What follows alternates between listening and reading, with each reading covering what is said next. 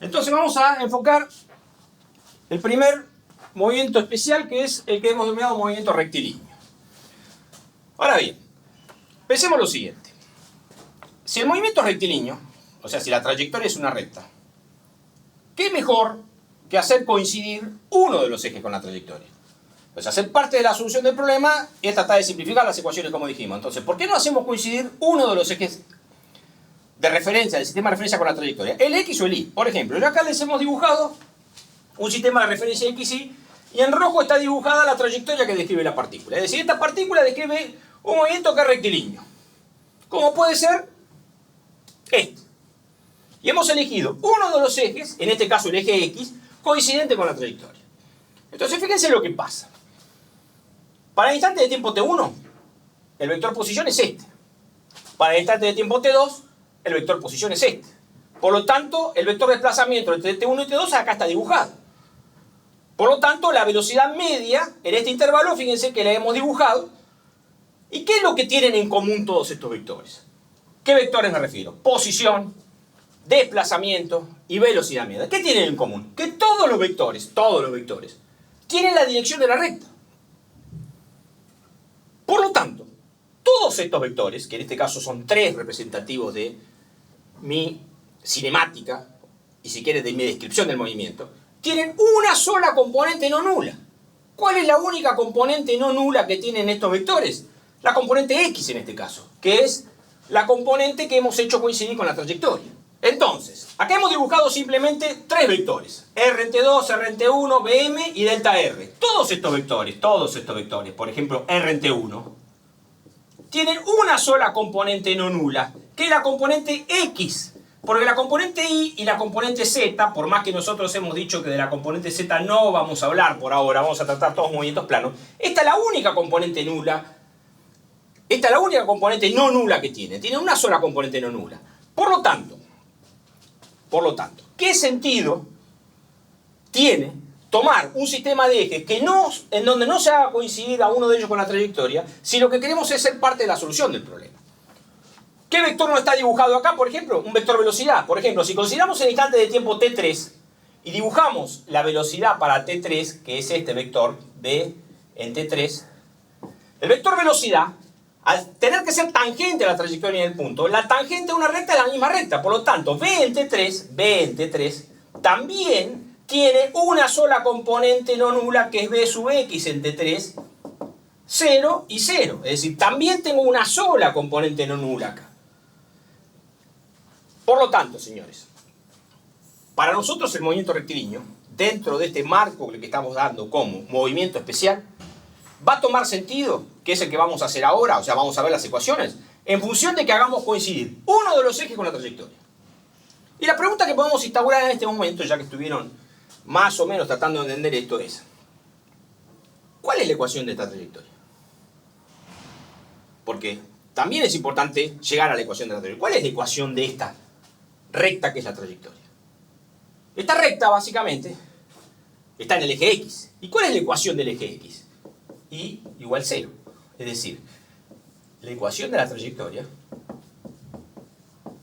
fíjense, la forma simple que adoptan es simplemente Y igual 0.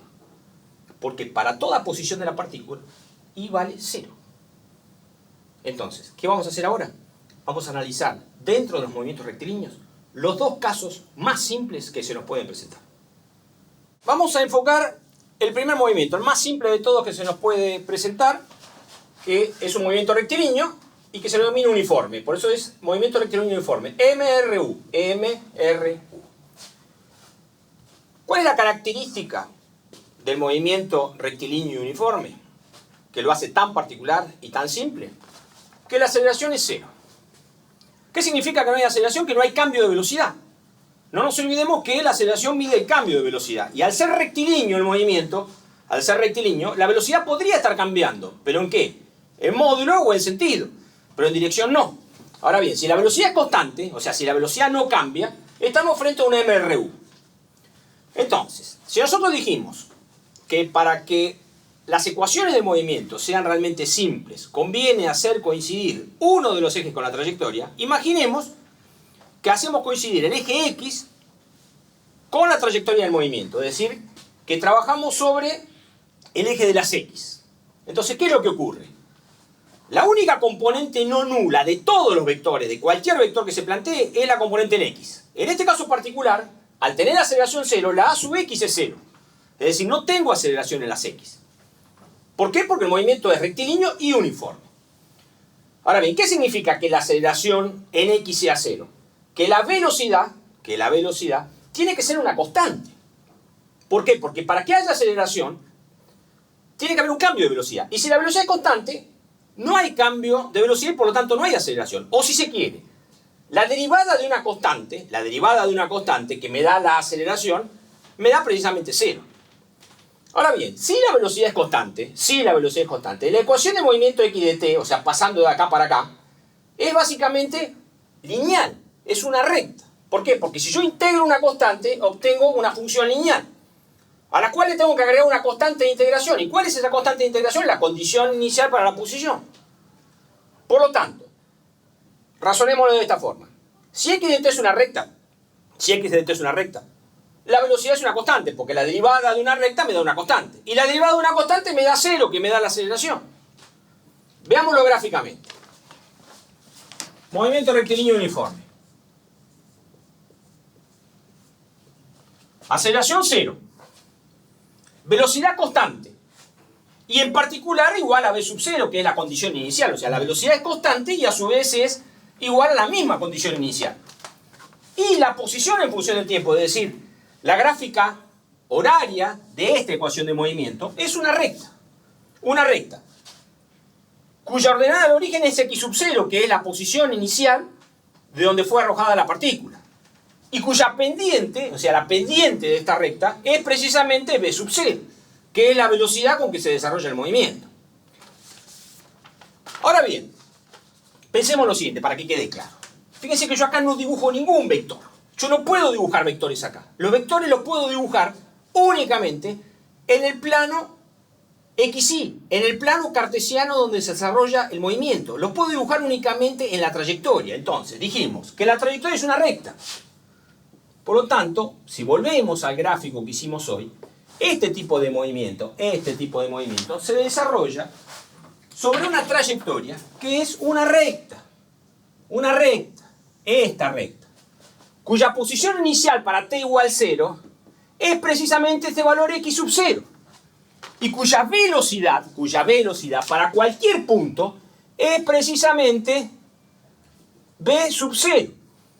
Fíjense que acá sí yo represento vectores como el vector posición, como el vector velocidad, pero este vector tiene una sola componente no nula. Todos los vectores tienen una sola componente no nula. Y la ecuación de esta trayectoria es precisamente y igual 0. Vamos a seguir con el segundo movimiento rectilíneo especial.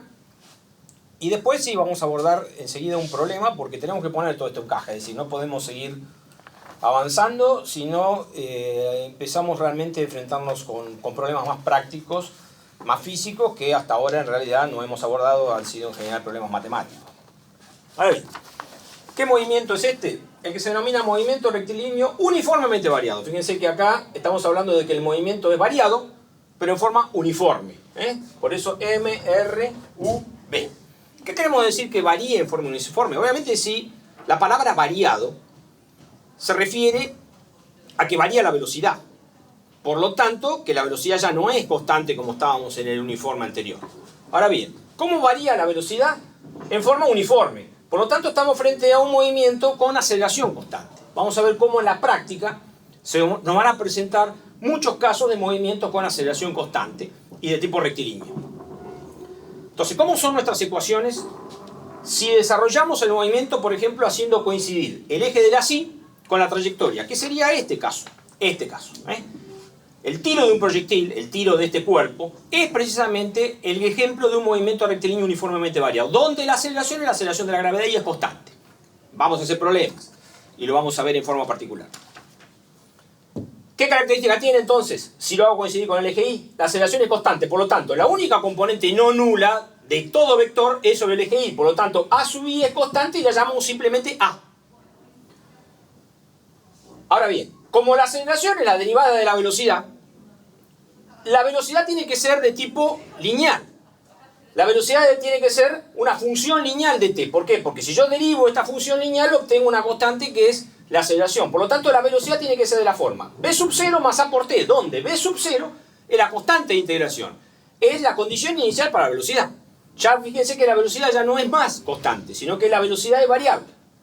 Y por último, integrando esta y agregando la constante de integración que surge de la integral, que en este caso es la condición inicial para la posición inicial, fíjense que obtenemos una función cuadrática.